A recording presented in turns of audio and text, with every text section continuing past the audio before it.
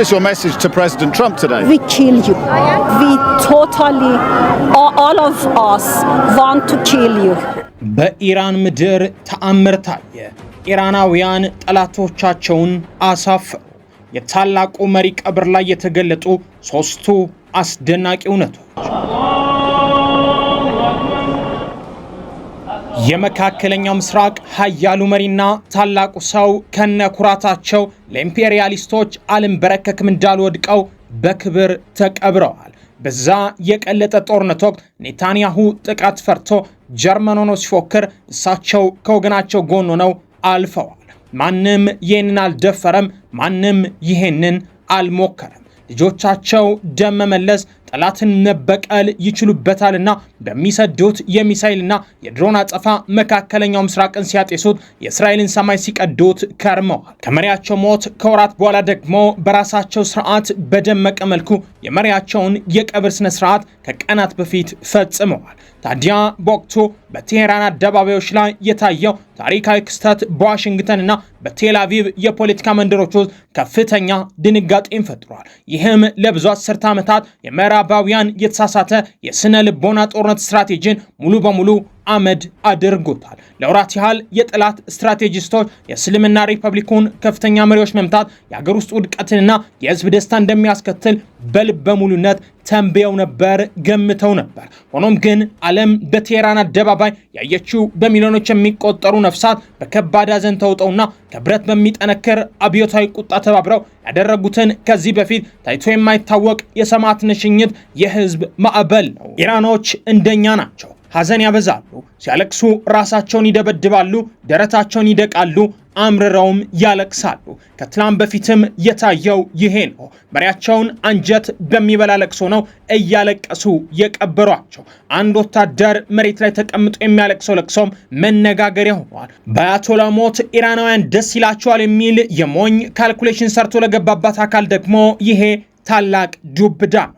ታዲያ በህዝብ ማዕበል ደምቆ ያየነው ይህ ቀጠናዊ ሚዛንን የለወጠ ታሪካዊ ክስተት የኢራንን ጠላቶች ፍጹም ስትራቴጂካዊ ድክመት ያጋለጠና ፈጽሞ የማትሰበረን ሀገር ጥንካሬ ለዓለም ያሳየ ሶስት ታላላቅ እውነታዎችን ይፋ አድርጓል። እነዚህ አስደናቂ እውነታዎች አንድ በአንድ በሰሞንኛ ይዳሰሳሉ። ላይክ፣ ሼርና ሰብስክራይብ ያደረጋችሁ እስከ መጨረሻው አብራችሁን ዝለቁ። በመሃል ሲኤምሲ አፍሪካ ኮንቬንሽን ሴንተር ፊት ለፊት ዘመናዊ ኮምፓውንድ መኖሪያ መንደር ከድሪም ቢልደርስ ሪል ስቴት በ10% ቅድመ ክፍያና እስከ 50% የባንክ ብድር ከ73 ካሬ እስከ 165 ካሬ አማራጭ 100% አንድ ጊዜ ለሚከፍል ደንበኛ አንድ መኝታ በ73 ካሬ 5.3 ሚሊዮን ብር ሙሉ ክፍያ፣ ሁለት መኝታ በ106 ካሬ 7.8 ሚሊዮን ብር ሙሉ ክፍያ፣ 3 መኝታ 136 ካሬ 9.9 ሚሊዮን ብር ሙሉ ክፍያ። ቀስ ብለው በግንባታ ሂደት ለሚከፍሉ ደንበኞች አንድ መኝታ በ73 ካሬ 720 ሺህ ብር ቅድመ ክፍያ፣ ሁለት መኝታ በ106 ካሬ 1 ሚሊዮን ብር ቅድመ ክፍያ፣ 3 መኝታ 136 ካሬ 1.3 ሚሊዮን ብር ቅድመ ክፍያ። የካሬ ዋጋ ከ73000 እስከ 98888 ብር ብቻ። በውስጡ ባለ 5 ኮከብ ሆቴል፣ ዘመናዊ መኪና ማቆሚያ፣ 4 ሊፍት፣ ስታንድ ባይ ጄኔሬተር፣ ኢንዶር እና አውትዶር መዋኛ ገንዳ፣ የመሮጫ ትራክ፣ የልጆች ጋርደን እና 4000 ካሬ የዌልነስ ሴንተር እስከ 30% ቅናሽ ያገኙ። አሁኑን ይደውሉ። ድሪም ቢልደርስ ሪል ስቴት።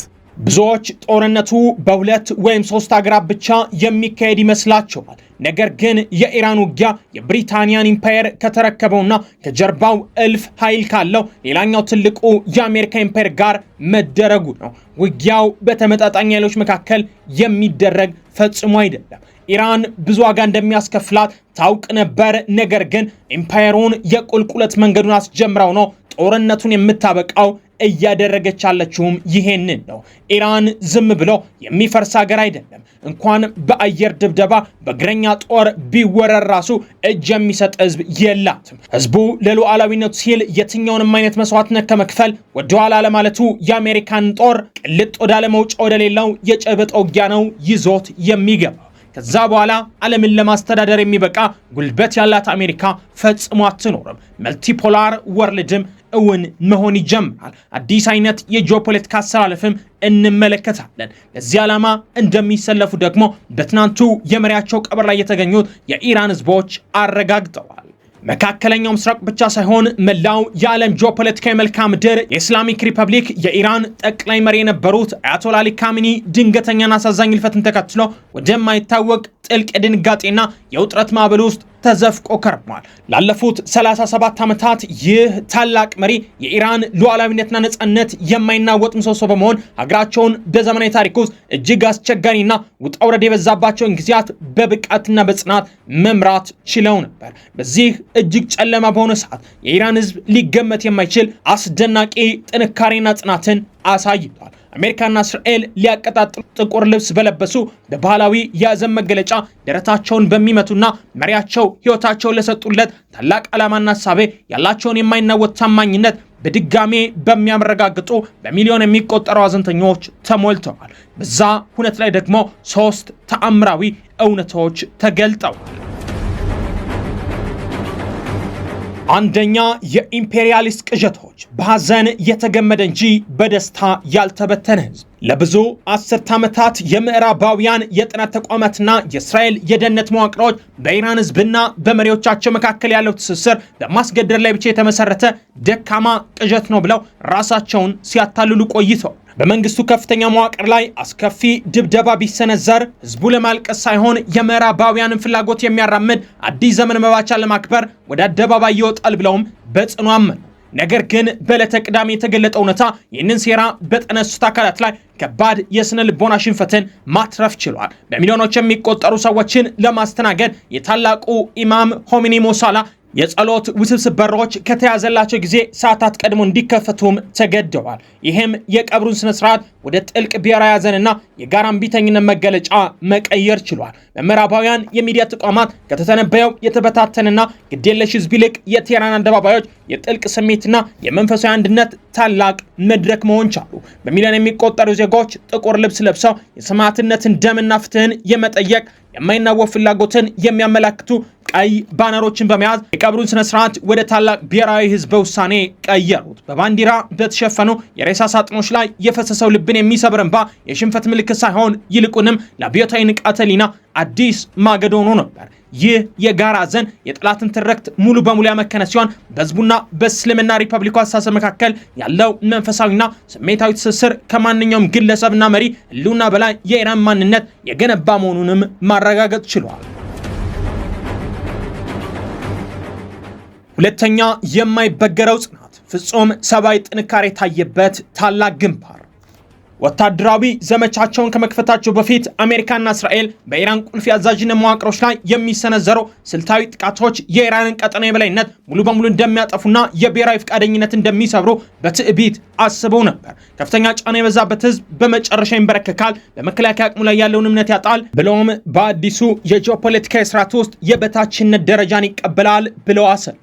ነገር ግን በቀብሩ ስነ ስርዓት ላይ የታየው አስደናቂ የህዝብ ጥንካሬ እነዚህን ሁሉ ስሌቶች መሬት ላይ ጥሏቸዋል። አሁን ካለው ቀጠናዊ ውጥረትና ጦርነት የተነሳ በፍርሃት ከመሸሸግ ይልቅ በሚሊዮን የሚቆጠሩ ወንዶች፣ ሴቶችና ወጣቶች በበጋው ፀሐይ ስር በነጻነት በመጓዝ የዘመናዊ መከላከያ መለኪያዎችን ሙሉ በሙሉ የሚቀይር ማህበራዊ ጽናትን አሳይተዋል። የዛ የአደባባይ ስብሰባ አስደናቂ ስነ ምግባርና ስነ ስርዓት የጠላትን የማስፈራራት ስልቶች ውድቀት በግልጽ ያሳየ ሲሆን በመላው ቴህራን የሚገኙ ትምህርት ቤቶች፣ መስጊዶችና የህዝብ ህንፃዎች በጦርነት ውስጥ ባለች ሀገር ረጅም ርቀት ተጉዞ የመጡ በሚሊዮን የሚቆጠሩ ህዝቦችን ለመቀበል ወደ ጊዜያዊ መጠለያነት በፈቃደኝነት ተለውጠዋል።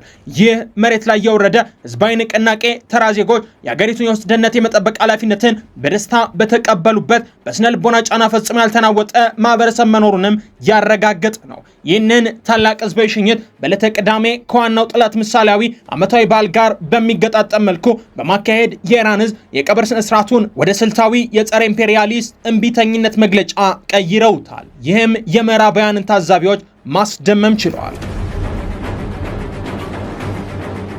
ሶስተኛ፣ የማይናወጠው መንበር። በኢራን መሪዎች መካከል የታየው ታሪካዊ አንድነትና ጥንካሬ። ምናልባትም በውጭ ሀገር የስለላ ተቋማት የተሰራው ትልቁ ስህተት የመሪውና በደርዘን የሚቆጠሩ ከፍተኛ ወታደራዊና ፖለቲካዊ ዕቅድ አውጪዎች ድንገተኛ ማጣት ሊሞላ የማይችል የስልጣን ክፍተት ይፈጥራል ብሎ ማመን ነበር። ምዕራባውያን ስትራቴጂስቶች የሀገር ውስጥ ትርምስ፣ አንጃዊ ሽኩቻና ተቋማዊ ይዝ መፈራረስ በፍጥነት ይከተላል ብለው ጠብቀውም ነበር። ይህም ሀገሪቱን ሽባ በማድረግ ለውጭ ተጽዕኖ ተጋላጭ ያደርጋታል ብለውም አሰቡ። ሆኖም ከቀብሩ መድረክ ላይ የተላለፉ ትዕይንቶች የውጭ ተንታኞችን ያስገረመ ፍጹምና ጠንካራ የስልጣን ማጠናከሪያን አሳይቷል። ከጦርነት የተፈተኑ የነጻነት ጠባቂ አዛዦች እንዲሁም እስከ አንጋፋ ዲፕሎማቶችና ከፍተኛ የሃይማኖት ባለስልጣናት ድረስ የአገሪቱ ቀሪ መሪዎች በሬሳ ሳጥኑ ዙሪያ ፍጹም በሆነ አንድነት ቆመው ታይተዋል። ይህ እንከን የለሽ የተቋማዊ ቀጣይነት ማሳያ የእስልምና ሪፐብሊኩ አስተዳደር ሞዴል በግለሰቦች ባህሪ ላይ ብቻ ሳይሆን በጥልቅ በተመሰረቱ መዋቅራዊ ማዕቀፎች ላይ የተገነባ በመሆኑ እጅግ የሚቋቋምና አደገኛ መሆኑን ለዓለም አሳይቷል። መሪያቸውን ማጣት በመንፈሳዊ ደረጃ በጥልቅ የታዘነ ቢሆንም የመንግስት መዋቅሩ ለአንድ ሰከንድ እንኳን ፈጽሞ አላቅማማም። ህገ መንግስታዊ ስልቶች ፍጹም በሆነ ትክክለኛነት ወደ ስራ የገቡ ሲሆን አዲሱ አመራር የመከላከያ ስራዎችንና በሆርሙዝ ስትሪት ላይ የሚደረጉትን ወሳኝ የባህር ላይ ድርድሮች ወዲያውኑ ተቆጣጥሯል። ፍጹም መረጋጋት፣ ግልጽ ዓላማና ለሀገሪቱ መሰረታዊ መሪዎች ያለውን ታማኝነትን በማሳየት የተረፉት መሪዎች ይህንን ታላቅ የችግር ጊዜ ወደ ተቋማዊ ጥንካሬ ማሳያነት መቀየር ችለዋል። በመጨረሻም የቀብሩ ስነ ስርዓት ለኢራን መንግስት ስልታዊ ጥልቀት የማይካድ ምስክር ሆኖ አገልግሏል። በአመራሩ ላይ የታዩ ያልተጠበቀ የአንድነትና የጥንካሬ ደረጃ ለዋሽንግተንና ለቴል አቪቭ አስፈሪ መልእክትንም ያስተላልፋል። የአብዮቱ ዋና ምሰሶዎች ሙሉ በሙሉ የተዋሃዱና ፈጽሞ የማይሰበሩ ናቸው። መንግስትን ሽባ ለማድረግ ታስበው የተሰነዘሩ ጥቃቶች ይልቁንም ወታደራዊ እዝ መዋቅሮን ወዲያውኑ የማደስና ሙሉ ስራውን የመቆጣጠር አቅም ያለው እጅግ የላቀ የፖለቲካ ስርዓት መኖሩንም ማሳየት ችሏል። ኢራንን ለሚደግፉ ወገኖች ይህ ጥልቅ የፈተና ወቅት የስርዓቱን ዘላቂ ጥንካሬ ያረጋገጠ ሲሆን እስላሚክ ሪፐብሊኩ በምዕራብ እስያ ውስጥ ጊዜያዊ ሰቆቃን ወደ ዘላለማዊ የጋራ ፈቃደኝነት ድል የመቀየር ብቃት ያለው የማይናወጥ ሉዓላዊ ኃይል መሆኑን አስመስክሯል። የተወደዳችሁ የሰሞነኛ ቤተሰቦች ዛሬ ጥንቅራችን ይህንን ይመስል ነበር። አብራችሁን ስለቆያችሁ ምስጋናችን ከልብ ነው። ሰብስክራይብ በማድረግ ቤተሰቡን በሌላ ጥንቅር እስክንገናኝ ድረስ ሰናይ ጊዜ። በመሃል ሲኤምሲ አፍሪካ ኮንቬንሽን ሴንተር ፊት ለፊት ዘመናዊ ኮምፓውንድ መኖሪያ መንደር ከድሪም ቢውልደርስ ሪል ስቴት በ10% ቅድመ ክፍያና እስከ 50% የባንክ ብድር ከ73 ካሬ እስከ 165 ካሬ አማራጭ 100% አንድ ጊዜ ለሚከፍል ደንበኛ አንድ መኝታ በ73 ካሬ 5.3 ሚሊዮን ብር ሙሉ ክፍያ፣ ሁለት መኝታ በ106 ካሬ 7.8 ሚሊዮን ብር ሙሉ ክፍያ፣ 3 መኝታ 136 ካሬ 9.9 ሚሊዮን ብር ሙሉ ክፍያ። ቀስ ብለው በግንባታ ሂደት ለሚከፍሉ ደንበኞች አንድ መኝታ በ73 ካሬ 720 ሺህ ብር ቅድመ ክፍያ፣ ሁለት መኝታ በ106 ካሬ 1 ሚሊዮን ብር ቅድመ ክፍያ፣ 3 መኝታ 136 ካሬ 1.3 ሚሊዮን ብር ቅድመ ክፍያ። የካሬ ዋጋ ከ73000 እስከ 98888 ብር ብቻ። በውስጡ ባለ 5 ኮከብ ሆቴል፣ ዘመናዊ መኪና ማቆሚያ፣ 4 ሊፍት፣ ስታንድ ባይ ጄኔሬተር፣ ኢንዶር እና አውትዶር መዋኛ ገንዳ፣ የመሮጫ ትራክ፣ የልጆች ጋርደን እና 4000 ካሬ የዌልነስ ሴንተር እስከ 30% ቅናሽ ያገኙ። አሁኑን ይደውሉ። ድሪም ቢውልደርስ ሪል ስቴት